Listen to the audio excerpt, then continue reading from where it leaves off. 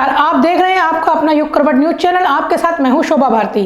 पेश है आज का हमारा न्यूज बुलेटिन। आइए नजर डालते हैं आज की हेडलाइंस पर। शिवपाल यादव को लेकर सपा में चर्चा, मिल सकती है यूपी की जिम्मेदारी। एलिवेटेड रोड पर हंगामा करने वाली लड़कियां गिरफ्तार। और एक ऑटो चालक ने 2 किलोमीटर तक दौड़ाई पुलिस। मैनपुरी उपचुनाव में चाचा शिवपाल और भतीजे अखिलेश एक हो चुके हैं। अब बारी जिम्मेदारी बांटने की है।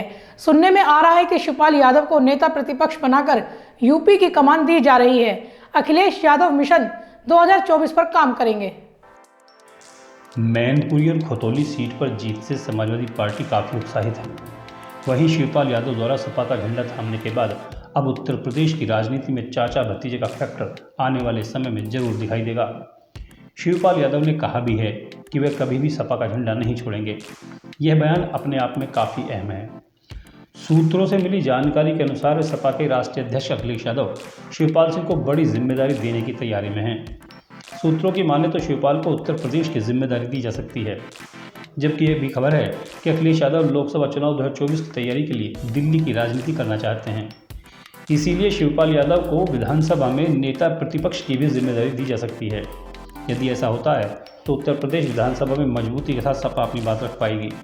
इतना तो तय है कि आने वाले समय में चाचा भतीजे के मिलाप का कुछ तो असर दिखाई देगा। ब्यूरो रिपोर्ट, युग करवट। गाजियाबाद के एलिवेटेड रोड पर 2 लड़कियों ने केक के साथ डांस कर जन्मदिन मनाया। उनके साथ एक लड़का भी था। पुलिस ने हंगामा करने वाली दोनों लड़कियों और लड़के को गिरफ्तार कर लिया है।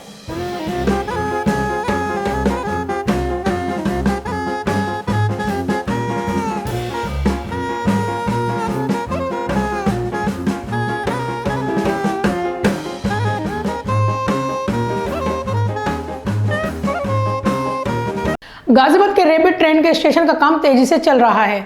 मेरठ तिराहे पर बन रहे स्टेशन को सबसे बड़ा और भव्य बनाया जाएगा। यहाँ पार्किंग से लेकर फूड कोर्ट तक सब कुछ बनाया जा रहा है। मेरठ तिराहा अब व्यावसायिक हब बनने जा रहा है। आरआरटीएस का यह पहला स्टेशन होगा जहां हर तरह की सुविधाएं मिलेंगी। इस स्टेशन को स्मार्ट और आधुनिक तौर तरीके से बनाया जा रहा है, जहां शॉपिंग करने का इंतजाम भी सरकार कर रही है।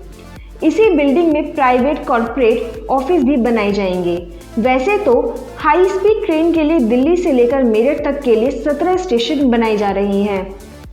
पहले चरण में 4 स्टेशन बनाने का कार्य किया जा रहा है। इसमें साहिबाबाद, मेरठ रोड तिराहा, गुलधर और दुहाई स्टेशन शामिल हैं। मगर मेरठ रोड तिराहे पर जो स्टेशन बनाया जा रहा है वह देश का दूसरा मल्टीपर्पज स्टेशन होगा। इस स्टेशन की बिल्डिंग के नीचे पार्किंग होगी और ऊपर से ट्रेन फर्राटा भरेगी। इसके ऊपर के फ्लोर पर shopping mall, multiplex hotel, restaurant आदि की सुविधा होगी और 3rd फ्लोर पर कॉर्पोरेट ऑफिस होंगे, जिन्हें बड़ी बड़ी कंपनियों को लीज पर दिया जाएगा। इस स्टेशन को करीब 20,000 वर्ग मीटर एरिया में बनाया जा रहा है। इसे बनाने का मकसद इसका व्यावसायिक उपयोग करना भी माना जा रहा है। यही कारण है कि आरआरटीएस को इस स्टेशन से काफ़ी उम्मीद है। दरअसल इस प्रोजेक्ट पर करीब 34,000 करोड़ रुपया खर्च हो रहा है। इसकी भरपाई के लिए आरआरटीएस भी डीएमआरसी की तर्ज पर कार्य करने जा रहा है। ब्यूरो रिपोर्ट, युग करवट। गाजियाबाद में बेसिक हेल्थ वर्कर्स एसोसिएशन ने आंदोलन शुरू कर दिया। इन लोगों ने मुख्य चिकित्सा अधिकारी के कार्यालय पर धरना दिया। इनका आरोप है कि विभाग में वेतनमान को लेकर असमानता है। अपनी 5 सूत्रीय मांगों को लेकर Uttar Pradesh basic health workers association के कार्यकर्ताओं ने सीएमओ कार्यालय पर उपवास कर धरना दिया। संघ के अध्यक्ष गोविंद सिंह रोतेला ने बताया कि वह अपनी मांगों को लेकर लगातार पत्र लिख रहे हैं, लेकिन सुनवाई नहीं हो पा रही है।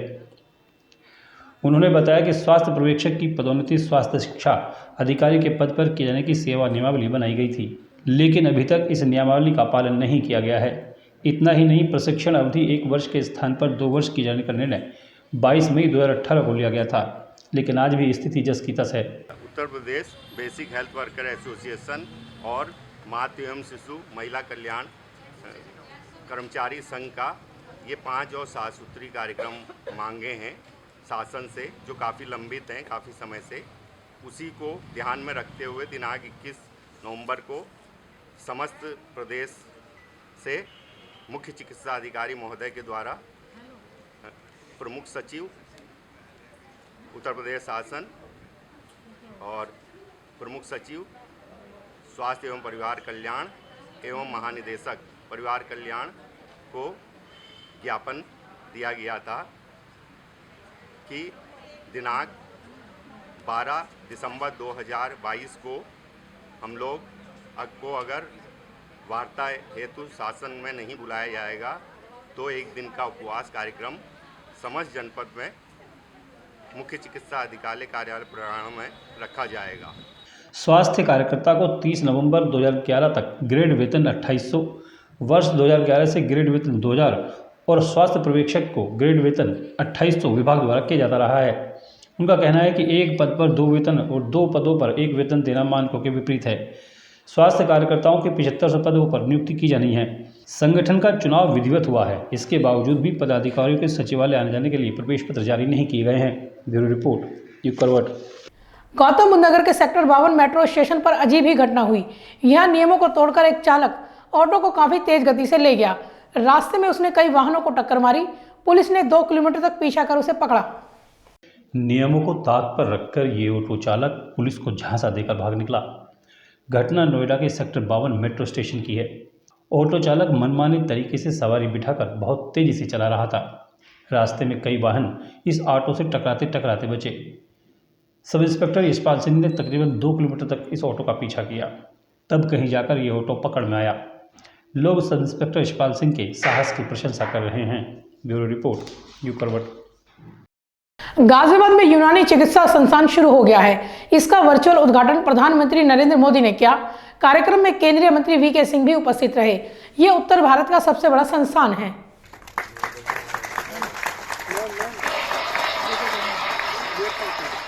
रविवार को प्रधानमंत्री नरेंद्र मोदी ने गाजियाबाद स्थित राष्ट्रीय यूनानी चिकित्सा संस्थान का ऑनलाइन उद्घाटन किया। मुख्य कार्यक्रम गोवा में हुआ, जहां प्रधानमंत्री मोदी ऑल इंडिया आयुर्वेद संस्थान के उद्घाटन समारोह में शामिल हुए थे। इसी के साथ उन्होंने दिल्ली में बने होम्योपैथी संस्थान का भी उद्घाटन किया। गाजियाबाद में आयोजित हुए उद्घाटन समारोह में केंद्रीय राज्य मंत्री वीके सिंह, शहर विधायक अतुल गर्ग, संस्थान के director Abdul Wadood, adviser MA Kazmi मौजूद रहे। उद्घाटन के अवसर पर केंद्रीय मंत्री वीके सिंह ने कहा कि केंद्र सरकार ने भारतीय चिकित्सा पद्धतियों को आगे लाने के लिए ही आयुष मंत्रालय का गठन किया है, जिसमें आयुर्वेद, यूनानी, प्राकृतिक चिकित्सा, होम्योपैथी और योग पद्धति को जन सामान्य के लिए उपयोगी बनाया जा सके। साथ ही संस्थान में एक्यूप्रेशर पद्धति की व्यवस्था भी की जाएगी। सबसे पहले तो मैं कहूँगा कि जिस प्रकार से प्रधानमंत्री जी ने आयुष और आयुष पद्धतियों को बढ़ावा दिया है, वो अपने आप के अंदर एक मिसाल है। आज WHO का ट्रेडिशनल मेडिसिन सेंटर जो है वो भारत में खोल रहा है अकेला, और इससे अगर आप देखें इसके अंदर सोच बहुत दूर की। जहाँ तक गाज़ियाबाद का सवाल है, आयुष मंत्रालय ने उस समय यशो नायक जी इंडिपेंडेंट चार्ज था उनके पास, तो 1 मार्च 2019 को इसकी नींव रखी गई थी। उसमें शायद आप लोग में से कई लोग मौजूद थे, और उसके बाद अब ये पूरी तरह से फंक्शनल है, पूरी तरीके से तैयार है। पिछले 1 महीने में ट्रायल के तौर पे चल रहा है, और 500 के करीब OPD रोज़ाना आती है। यूनानी पद्धति में 3 प्रकार से मरीज का उपचार किया जाता है। इसमें डाइट थेरेपी, फार्माकोथेरेपी और शल्य क्रिया शामिल है। फिलहाल संस्थान में OPD की सेवाएं शुरू की गई हैं और रोजाना लगभग 500 मरीजों का उपचार किया जा सकेगा। जल्द ही अस्पताल में मरीजों को भर्ती कराकर उपचार करने और लगभग 1 वर्ष बाद शैक्षणिक कार्य शुरू करने का काम भी शुरू दोबारा। जल्द ही अस्पताल में मरीजों को भर्ती करके उपचार करने और 1 वर्ष बाद शैक्षणिक कार्य शुरू करने का काम हो जाएगा। ब्यूरो रिपोर्ट, यू करवट। यूनानी चिकित्सा संस्थान के उद्घाटन समारोह में हंगामा भी हुआ। यहां राज्यसभा सदस्य अनिल अग्रवाल को बैठने के लिए स्थान भी नहीं मिला। नाराज अनिल अग्रवाल कार्यक्रम छोड़कर चले गए। उन्होंने केंद्र सरकार से पूरे प्रकरण की शिकायत की है।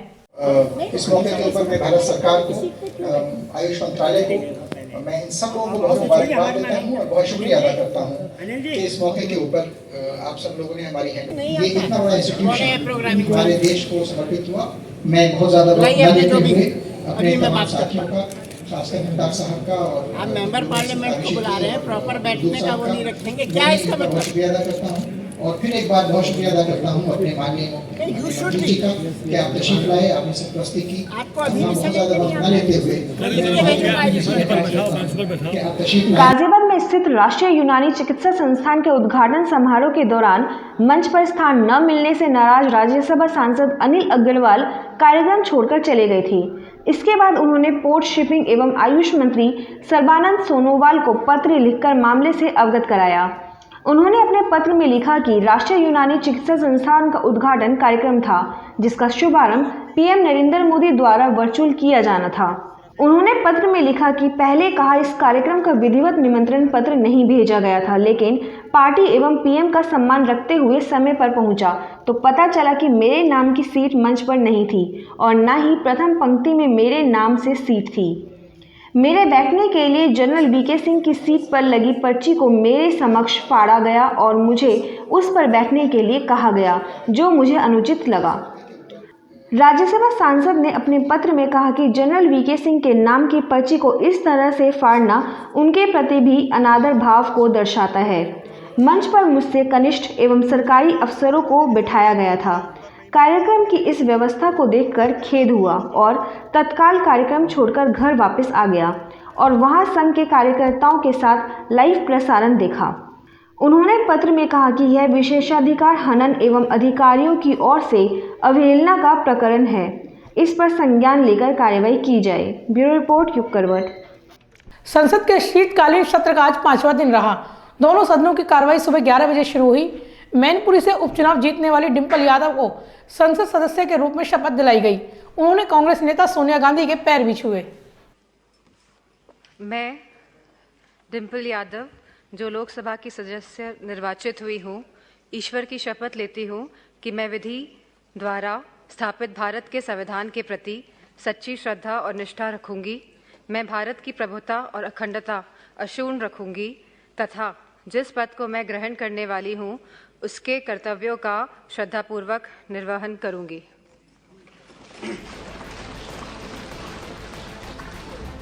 साइन कर।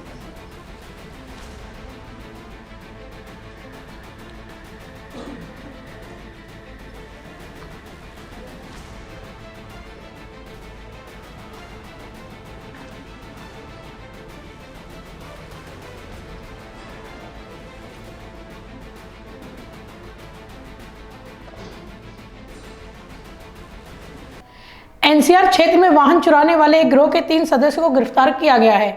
इनके कब्जे से चोरी की 7 मोटरसाइकिल बरामद हुई हैं। ये कार्रवाई टीला मोड़ थाना पुलिस ने की है। पकड़े गए आरोपियों पर पहले से भी कई केस दर्ज हैं।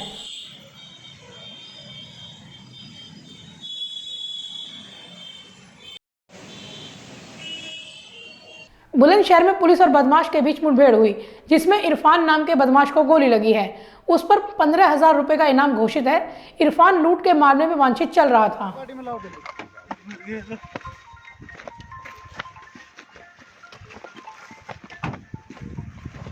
तो आज के लिए बस इतना ही। गाजियाबाद और देश विदेश की खबरों के लिए देखते रहिए युग करवट और पढ़िए आपका अपना युग करवट न्यूज चैनल। युग करवट चैनल को लाइक करें, सब्सक्राइब करें और कमेंट जरूर करें। आपके कमेंट हमारे लिए महत्वपूर्ण हैं। नमस्कार।